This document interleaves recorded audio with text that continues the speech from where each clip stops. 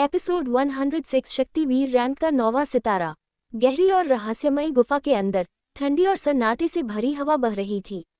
पत्थरों की दीवारों पर अजीब सी चमक थी जो गुफा के रहस्य को और गहराई दे रही थी। वहां एक बड़े काले पत्थर के ऊपर एक पतला दुबला लड़का अपनी ट्रेनिंग में मग्न था। उसकी मुद्रा ऐसी थी कि कोई भी उसे देखकर मरा हुआ समझ सकता था, लेकिन अगर कोई ध्यान से देखता तो उसकी धीमी और स्थिर सांसें ये साबित कर रही थी कि वह जीवित था और गहरी साधना में डूबा हुआ था। गुफा के एक कोने में एक बूढ़े की आत्मा हवा में तैर रही थी। उसकी आंखें कसकर बंद थीं, लेकिन बीच बीच में वह हल्की सी खुलती और पत्थर पर बैठे लड़के की ओर देखती। जब भी वह देखता कि लड़का अब भी अपनी ट्रेनिंग में लीन है, तो वह गहरी सांस भरते हुए खुद से बड़बड़ाता, ना जाने ये लड़का कब अपनी ट्रेनिंग पूरी करेगा और बाहर निकलेगा। फिर वह दोबारा अपनी आंखें बंद कर लेता और अपनी जगह स्थिर हो जाता। हजारों किलोमीटर दूर दूसरी ओर एक खूबसूरत सुनहरे रंग का महल जो सूरज की रोशनी में दमक रहा था। ये महल न सिर्फ विशाल था बल्कि अपनी भव्यता से पूरे इलाके में प्रसिद्ध था। महल की सबसे ऊपरी मंजिल पर एक बड़ी और शानदार बालकनी में एक कमरा था। उस कमरे में एक लड़की बैठी थी जो करीब 20 साल की लग रही थी। उसकी आंखों में गहरी भावनाएं झलक रही थीं। वह हल्के रेशमी कपड़ों में थी जो उसके नाजुक शरीर पर बेहद खूबसूरत लग रहे थे। उसके सामने एक पेंटिंग रखी थी जो लगभग पूरी हो चुकी थी। ये पेंटिंग एक लड़के की थी, पतला दुबला काले रंग के कपड़े पहने। उसकी पीठ पर एक भारी तलवार टंगी थी। उसकी गहरी काली आंखों में एक रहस्य छुपा था और उसके छोटे छोटे बाल उसकी मासूमियत को और बढ़ा रहे थे। हालांकि उसका शरीर दुबला था, लेकिन उसमें एक अलग सा आकर्षण था। अगर उसका शरीर थोड़ा मजबूत होता तो वह एकदम परफेक्ट हैंडसम बॉय लगता। लड़की की आंखें इस पेंटिंग पर टिकी थीं। उसके चेहरे पर हल्की मुस्कान थी, लेकिन उसकी आंखें कुछ और कह रही थीं। अगर यही लड़का इस समय उसके सामने आ जाता तो शायद वह उसे कसकर गले लगा लेती और फूट फूट कर रो पड़ती। वह लड़का कोई और नहीं बल्कि रूथ था। दरवाजे पर दस्तक हुई। लड़की गहरी सोच में डूबी थी कि तभी दरवाजे पर एक हल्की सी दस्तक हुई, लेकिन उसने पीछे मुड़कर देखना जरूरी नहीं समझा। आवाज आए, क्या खबर लाए हो? दरवाजे पर खड़ा अधेड़ उम्र का आदमी बड़ी अदब से सिर झुकाकर बोला, युवा मास्टर, हमें उस लड़के की एक खबर मिली है। ये सुनते ही लड़की की आंखों में हल्की सी हलचल हुई, लेकिन अगले ही पल वह खुद को संभालते हुए शांत हो गई। उसने कुछ नहीं कहा, बस पेंटिंग को निहारती रही। वह आदमी आगे बोला, हमें पता चला है कि खूनी भेड़िया दल के संग्राम को किसी ने बुरी तरह से जख्मी कर दिया है। वह महीनों तक बिस्तर से उठने लायक भी नहीं बचा है। वह पहले सितारे वाला परमवीर योद्धा था, लेकिन फिर भी किसी ने उसकी यह हालत कर दी। और सुनने में आया है कि ये करने वाला कोई और नहीं बल्कि वही लड़का है। ये सुनते ही लड़की के चेहरे पर एक हल्की मुस्कान आ गई, लेकिन अगले ही पल उसने अपनी मुस्कान को छुपाते हुए सामान्य चेहरे के साथ पूछा, अब वह कहाँ है? क्या उसकी कोई खबर मिली? नहीं मालकिन, आदमी ने सिर झुकाते हुए जवाब दिया, हमें उसकी अब तक कोई खबर नहीं मिली। ये लड़ाई ब्लैक सिटी के पूर्वी इलाके के एक जंगल में हुई थी। हो सकता है कि वह लड़का वही हो, लेकिन जब हमने वहां जाकर देखा तो हमें वह कहीं नहीं मिला। उम्मीद है कि वह सुरक्षित होगा, और अगर वह किसी परमवीर योद्धा को जख्मी करने लायक बन गया है तो इसका मतलब उसकी शक्ति पहले से कहीं अधिक बढ़ गई होगी। लड़की ने सिर हिलाया और बोली, ठीक है, तुम जा सकते हो। आदमी ने सिर झुकाया और कमरे से बाहर चला गया। जैसे ही वह बूढ़ा आदमी बाहर गया, लड़की ने पेंटिंग को धीरे से छू लिया। उसकी उंगलियां लड़के के चेहरे पर फिरने लगी, जैसे वह सिर्फ एक पेंटिंग नहीं बल्कि असली रुद्र हो। उसकी आंखें नम हो गईं, लेकिन उसने आंसू गिरने नहीं दिए। तुम कहाँ हो रुद्र? उसने हल्के से बुदबुदाया। उसका दिल जैसे रोने को था, लेकिन उसने खुद को संभाल लिया। उसके चेहरे पर अब भी वही हल्की मुस्कान थी, लेकिन उसकी आंखों में गहरा प्यार और चिंता छिपी हुई थी। एपिसोड 107 पहला संग्राम और शक्ति स्तंभ प्रतियोगिता की तैयारियां। यादों की परछाइयां। जब पहली बार मिले थे रुद्र और लिली, लिली की आंखें अभी भी रुद्र की तस्वीर पर टिकी थीं। उसकी उंगलियां तस्वीर के चेहरे को हल्के हल्के छू रही थीं, जैसे वह कोई पुरानी यादों की किताब के पन्ने पलट रही हो। अचानक उसकी आंखों के सामने वह दृश्य कौंध गया जब वे पहली बार मिले थे। वह एक सुनसान पहाड़ी इलाका था जहां उसके छोटे से समूह को एक निर्दयी योद्धा ने पकड़ रखा था। वह योद्धा क्रूर और अहंकारी था और लिली को तिरस्कार से देख रहा था।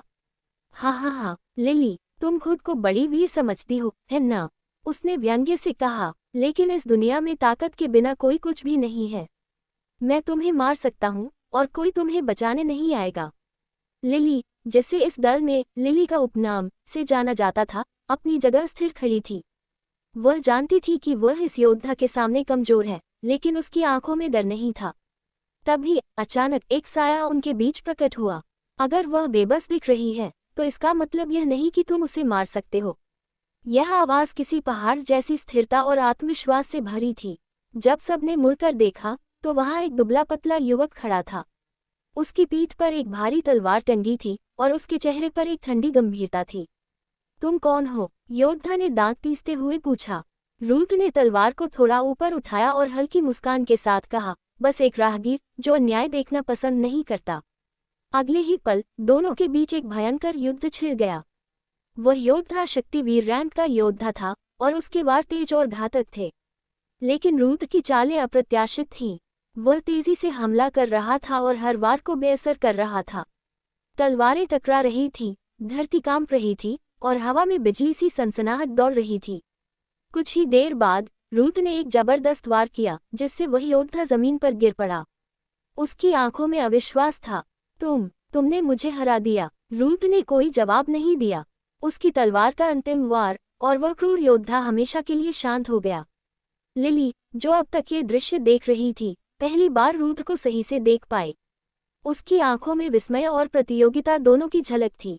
वह सोच रही थी कि यह युवक कौन है, जो इतनी कम उम्र में इतना शक्तिशाली है। तुम्हारा नाम क्या है? लिली ने धीरे से पूछा। रूथ ने अपनी तलवार को पीछे टांगते हुए कहा, रूथ। इसके बाद लिली उसे अपने महल ले आई। लेकिन ये सफर ज्यादा लंबा नहीं चला। खूनी भेड़िया दल के योद्धाओं ने रूथ का पीछा किया और उसे लिली से दूर जाने पर मजबूर कर दिया। लिली, जो कि सुनहरा शेर दल की सबसे युवा पीढ़ी की सबसे शक्तिशाली और खूबसूरत योद्धा थी, पहली बार किसी के लिए दिल हार चुकी थी। वह सिर्फ खूबसूरत नहीं थी, बल्कि उसकी काया इतनी आकर्षक थी कि कोई भी पुरुष उसे देखकर सम्मोहित हो सकता था। अनगिनत योद्धा उसके दीवाने थे, लेकिन उसका दिल सिर्फ रूथ पर आ गया था। लेकिन अब वह उससे बहुत दूर था। खूनी भेड़िया दल शक्ति स्तंभ प्रतियोगिता की तैयारियां। लिली अपनी यादों से बाहर आई। उसकी आंखों में हल्की नमी थी, लेकिन उसने खुद को संभाला। वह जानती थी कि उसे अब भविष्य पर ध्यान देना होगा। इस बीच दूसरी तरफ खूनी भेड़िया दल के मुख्य शिविर में पूरी तरह से हलचल मची थी। 3 महीने बाद शक्ति स्तंभ प्रतियोगिता होने वाली थी और सभी योद्धा इसकी तैयारी में लगे हुए थे। ये प्रतियोगिता बेहद महत्वपूर्ण थी, क्योंकि इसमें जीतने वाले योद्धाओं को ऊंची रैंक और विशेषाधिकार दिए जाते थे। इसलिए हर योद्धा अपनी पूरी ताकत झोंक रहा था। शिविर के अलग अलग हिस्सों में योद्धा विभिन्न युद्ध तकनीकों का अभ्यास कर रहे थे। कोई तलवारबाजी में माहिर होने की कोशिश कर रहा था, तो कोई अपने शरीर की गति और शक्ति बढ़ाने में लगा था। लेकिन एक खास समूह, जो थक चुका था, अब आपस में बैठकर बातें कर रहा था। इस बार भी टॉप 5 में वही योद्धा आएंगे, जिनका नाम हमेशा से सबसे ऊपर रहा है, एक योद्धा ने कहा। हाँ, इसमें कोई शक नहीं, दूसरे ने सिर हिलाते हुए कहा। वे पहले से ही शक्तिवीर रैंक के 7वें से 9वें सितारे तक पहुंच चुके हैं। उन्होंने विशिष्ट तकनीकें भी सीख रखी हैं। हम टॉप 20 में भी आ जाएं, तो बहुत होगा। फिर वे उन टॉप 5 योद्धाओं के बारे में चर्चा करने लगे। 1. जयंतनाथ, शक्तिवीर रैंक का 9वां सितारा, तलवारबाजी और ऊर्जा तकनीकों में पारंगत, सबसे शक्तिशाली योद्धा का खिताब अपने नाम कर लिया है और शक्ति स्तंभ प्रतियोगिता में प्रथम स्थान का दावेदार भी यही योद्धा है। और इसने दल की मिडिल ग्रेड तकनीकों को पहले ही महारत हासिल कर लिया है।